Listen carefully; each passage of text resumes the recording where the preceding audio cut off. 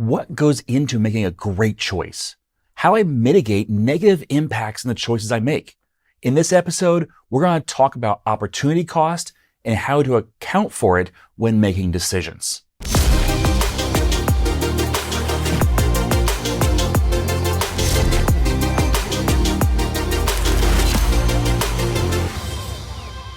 Software development is more than just writing code. So let's talk about the rest of it. Opportunity cost is something a lot of people forget to consider. The easiest way to describe it is this. If you spend a month training in C# full time, you lost the opportunity to train in other languages. Every choice we make in life is at the expense of other options. If you go for a steak dinner, you give up the opportunity to eat leftovers at home.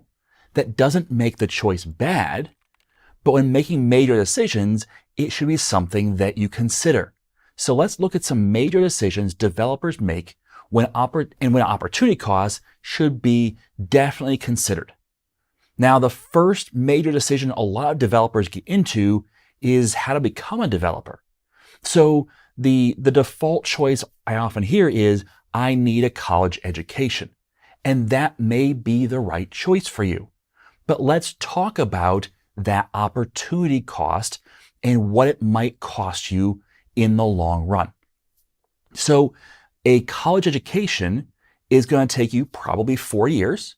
And if, at least in the US, it's going to cost you a significant amount of money, whether that is $40,000 or $140,000, it's going to cost you something. It will also take away time that you could be doing other things.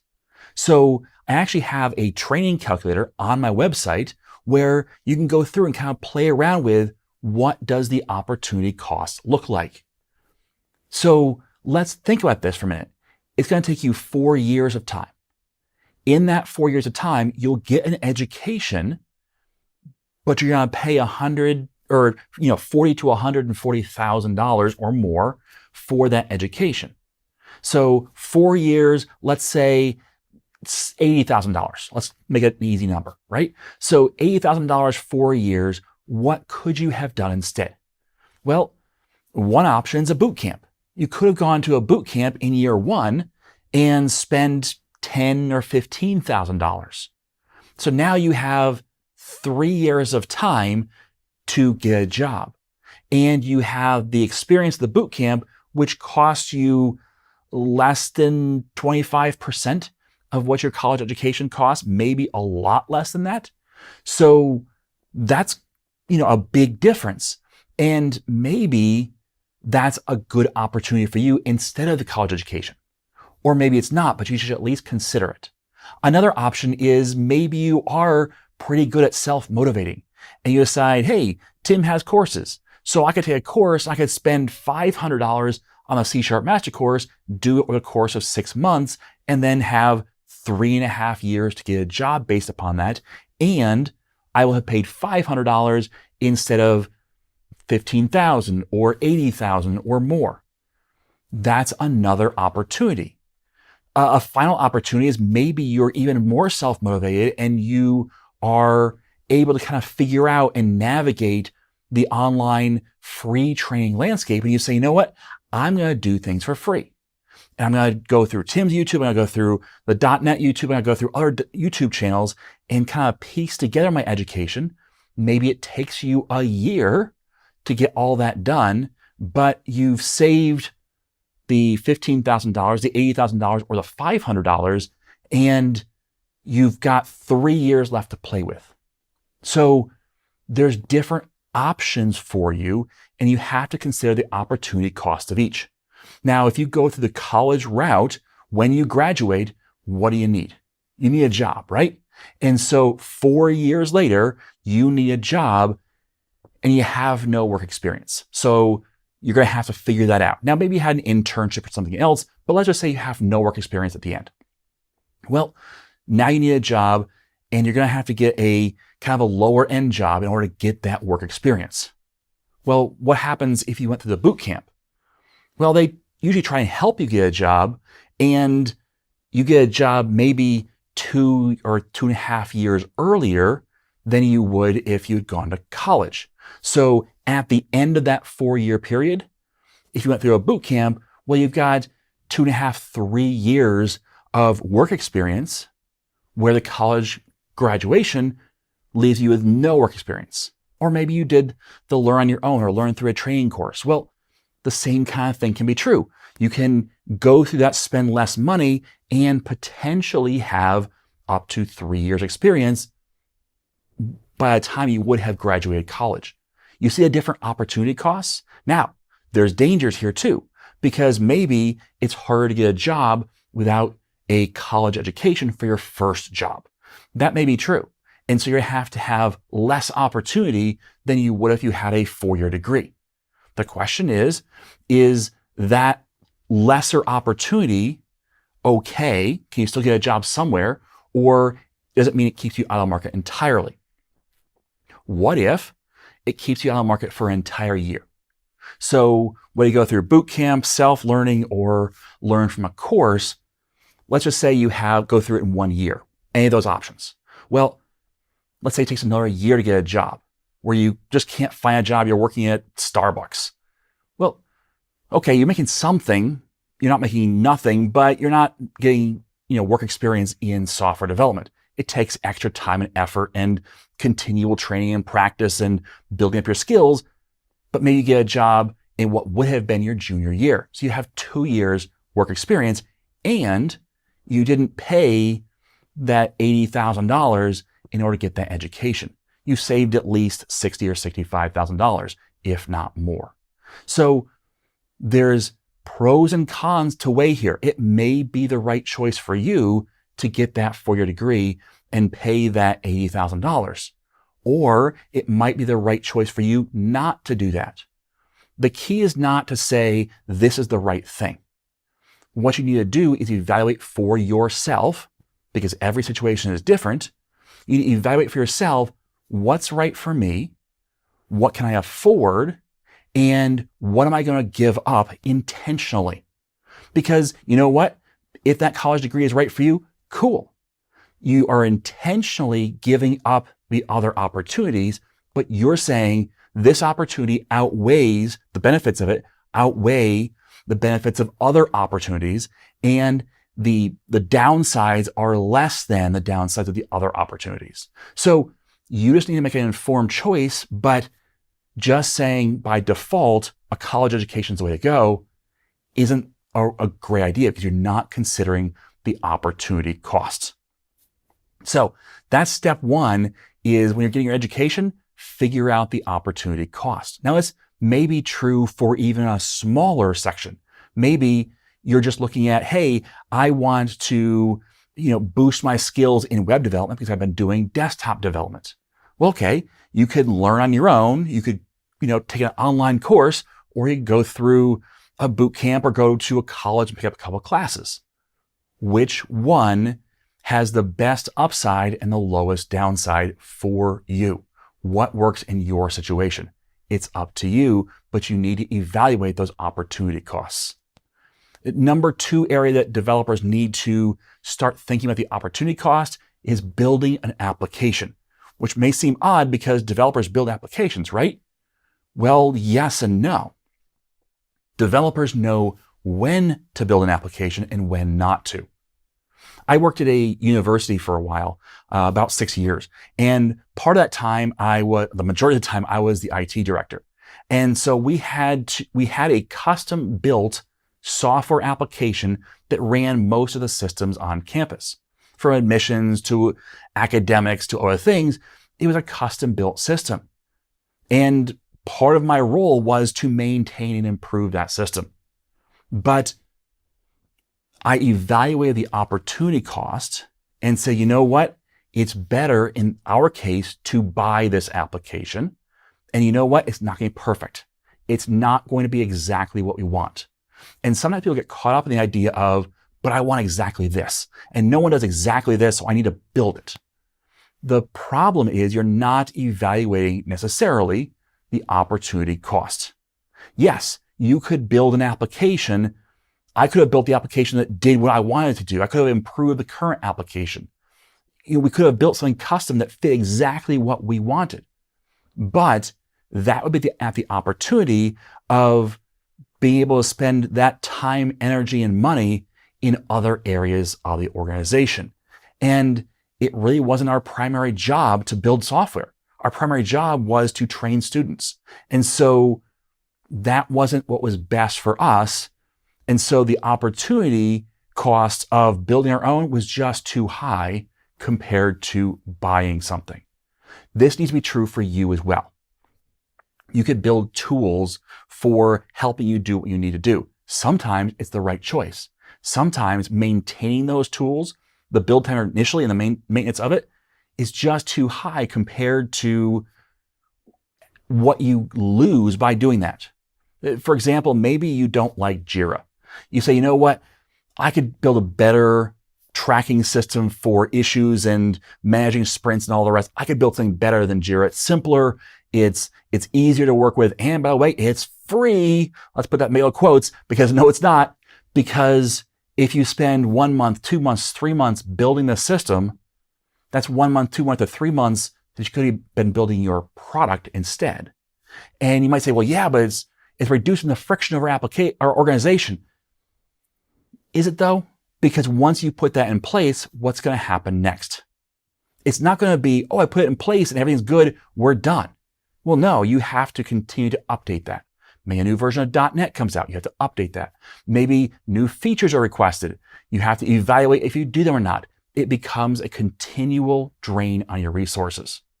That's why, as a company, I have a software developer, I have a web developer, I have a design team, and we think very carefully about what we build versus what we don't build. There are things that I want that we have not built. There are things that I want that I have purchased instead. Because the more things we build, the more time is taken up by maintenance, which means there's less time that I can devote to new projects or new things that I want. And so I have to look at what's the best use of our time, what's the best opportunity, and move towards that instead of focusing on, I could do this. I focus on what's best. What's the cost of each opportunity and which one do I need to focus on? So that's number 2, building an application. Number 3 for developers, you need to think about the opportunity cost of learning a new language. This is a really common drive, especially when you're starting out in software development.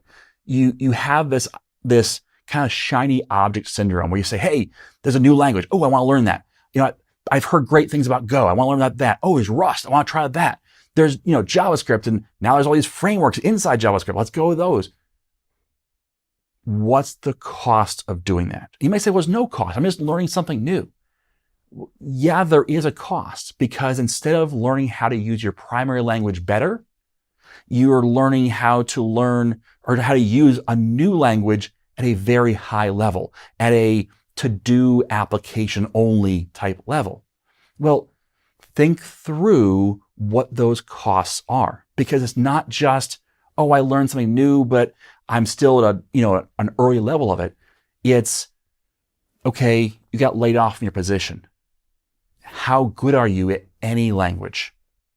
If you say, well, I kind of specialize in C#, I've learned Python and Rust and Go and all these other things, and so you don't really have anything of depth anywhere, well, you're kind of a new developer then. And that's how you're treated in the industry, is you're treated as if you're a new developer rather than a skilled developer, because you haven't gone deep in one language. So the opportunity that you gained was, I learned something new, and that might be useful on a resume. It might be useful to say, I know JavaScript, even though I'm a C# developer. But you give up then the opportunity to learn your primary language, let's just say it's C#. You give up that opportunity to go a little deeper into your primary language. And that depth will be really important when it comes to trying to promote yourself as a mid-level and senior developer. So you have to balance those two opportunities and think through what's best for me. Again, learning new languages can be valuable, and that might be the right choice for you. But just doing so because of the positive benefits without considering the opportunity cost can leave you with a really bad situation when it comes to switching jobs or losing your job because you're not in a position to move forward and advance your career because of the fact that you really didn't take a good accounting of that opportunity cost. So that's number 3, learning a new language. Number 4 is when you focus on your current work.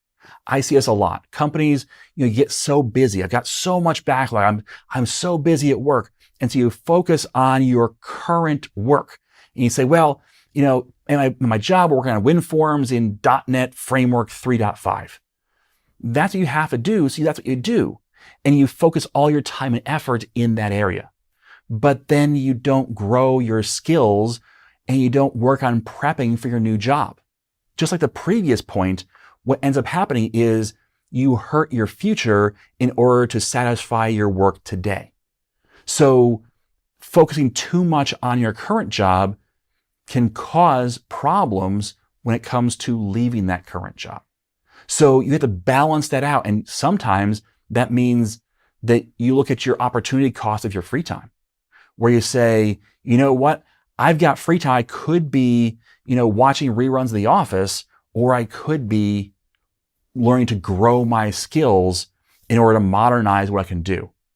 And sometimes the right choice is watch The Office, relax, kick back, and, decompress. But sometimes that opportunity cost is too high because what ends up happening is that's all you ever do and you never advance your career, which means you get further and further away from being relevant.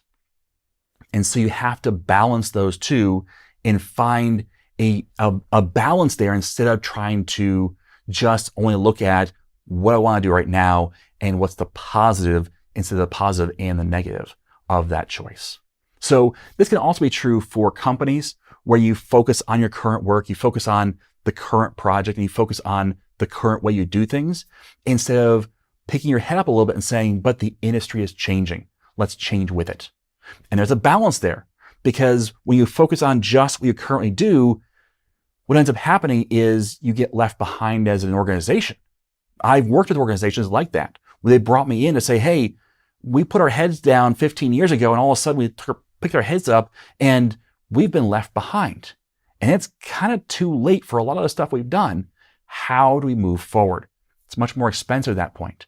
And because of the day by day not thinking about the opportunity cost and focusing just on the current work, what happens is that cost builds up and builds up and builds up until it's a very expensive proposition that you need to at some point pay for. So thinking those things through and evaluating the balance here is really important, both personally and at your job. Now, number 5, the 5th thing that I think that is a big thing to evaluate the opportunity costs for is adding new features. So when you build custom software, and I'm speaking to developers mostly here, so we build custom software, right?